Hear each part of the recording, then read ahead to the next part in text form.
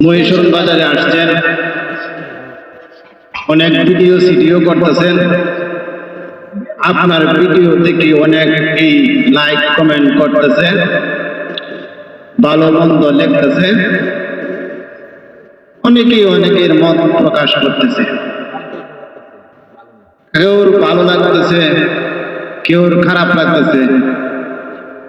আর লোকমান সাহেব বলতেছে যে যেটাই বলুক আমি আমার কাজ চালিয়ে যাব।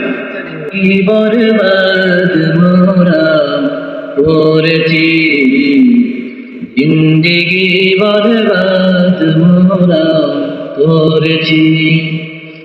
ইসলামের ওই দিন বলে গিয়েছি, জিন্দেগি বরবাদ মোরা করেছি, জিন্দেগি বরবাদ মোরা করেছি।